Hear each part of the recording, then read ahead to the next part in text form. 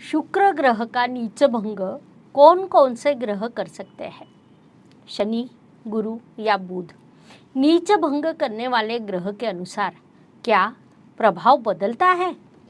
नमस्कार, मैं एस्ट्रो गुरु माँ डॉक्टर ज्योति जोशी आप सभी ज्योतिष प्रेमियों का हार्दिक स्वागत करती हूँ।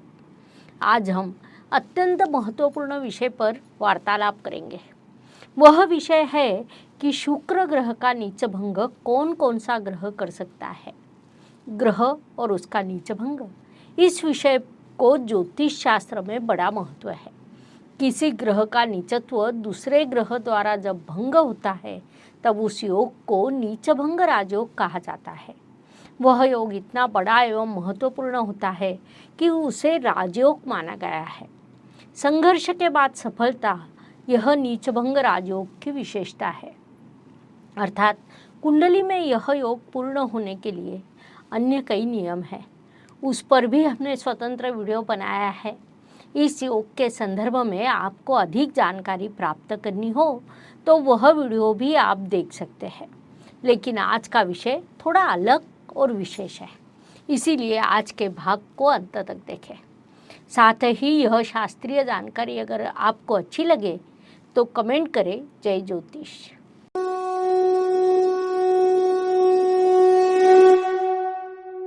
शुक्र ग्रह का महत्व हम सभी को पता है।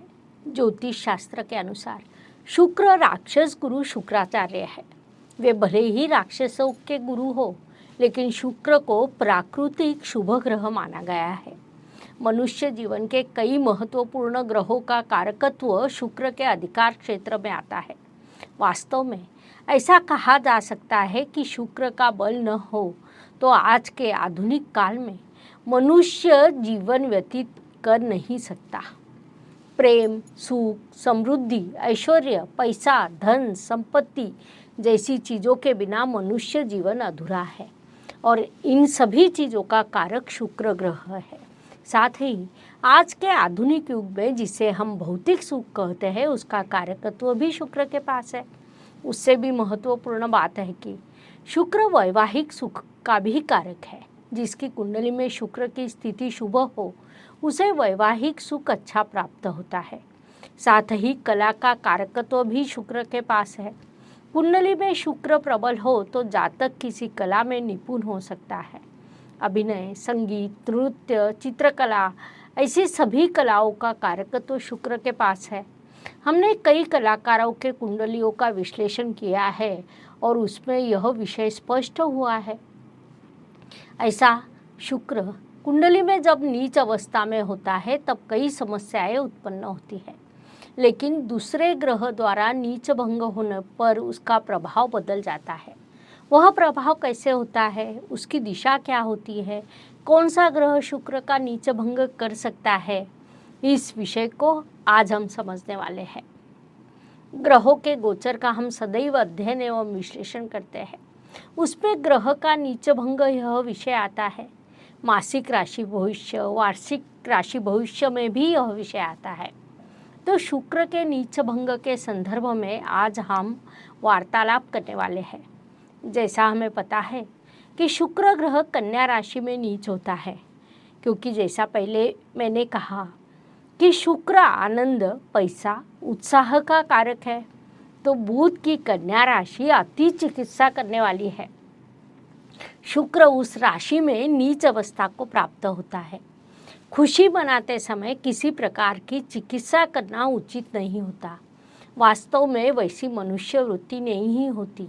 खुशी आई है, उसे मनाओ, जीवन प्रसन्नता से व्यतीत करो, यह भाव हर किसी के मन में होता है। अर्थात जहाँ चिकित्सा करनी है, वहाँ विचार करना है, वहाँ उसे अवश्य करना चाहिए। लेकिन खुशी मनाते समय अन्य कोई विचार मनुष्य नहीं करता है। यदि अन्य विचार करके उसके मन में उत्पन्न हो तो उस क्षण का वह पूर्ण आनंद नहीं ले सकता। संक्षेप में, बुध ग्रह की अति चिकित्सा शुक्र को अच्छी नहीं लगती है, इसीलिए कन्या राशि में वह नीच अवस्था को प्राप्त होता है। तो ऐसे नीच शुक्र का नीच भंग कैसे होता है, कौन से ग्रह उसका नीच भंग करते हैं, यह प्रश्न कई अध्ययनकर्ताओं के मन में उत्पन्न होता है। ऐसे प्रश्न मन में उत्पन्न होने भी चाहिए, क्योंकि आप ज्योतिष का अध्ययन कितनी सखोलता से कर रहे हैं यह उससे स्पष्ट होता है। Please like, share and subscribe the channel. और हाँ, बेल आइकॉन दबाना ना भूलें। धन्यवाद। तो शुक्र का नीच भंग विभिन्न ग्रहों द्वारा हो सकता है।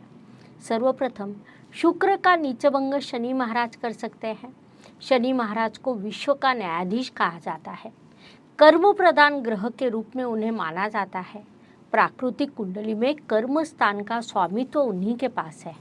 शनि महाराज यदि स्वराशि में हो तो शुक्र का नीच भंग होता है। साथ ही शनि महाराज यदि उच्च अवस्था में हो अर्थात शुक्र की तुला राशि में हो तो भी शुक्र ग्रह का नीच भंग होता है, क्योंकि शनि महाराज शुक्र ग्रह को कर्म प्रधान बनाते हैं।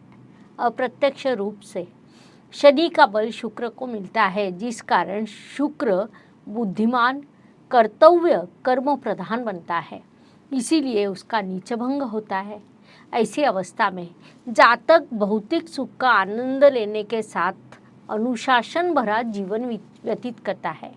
अधिक सरल भाषा में कहा जाए तो सामने स्वादिष्ट भोजन आने के बाद उस पर टूट पड़ना और शांति से शरीर को सत्व प्रदान करने के लिए खाना, दोनों में बड़ा अंतर है। उसी प्रकार शुक्र का शनि द्वारा नीच भंग होने पर दूसरा प्रभाव मुख्य रूप से होता है। शुक्र का नीच भंग गुरु महाराज भी कर सकते हैं, क्योंकि गुरु महाराज की मीन राशि में शुक्र उच्च अवस्था को प्राप्त होता है। ऐसा जातक आध्यात्मिक ऊंचाई प्राप्त करता है। भौतिक सुखों का आनंद लेते हुए उसमें बह न जाना और आध्यात्मिक उन्नति साध्य करना, ईश्वर ने मनुष्य शरीर को जो जिम्मेदारियां, जो कर्तव्य दिए हैं उन्हें पूरा करना, सभी सुखों का उपभोग लेना, दूसरों को सुखी रखना और स्वयं भी शांति से जीवन व्यतीत करना, यह संकल्पना मुख्य रूप से सामने आती है। इसीलिए शुक्र का यहाँ नीच भंग होता है। गुरु अर्थात ज्ञान, गुरु अर्थात अध्यात्म होता है।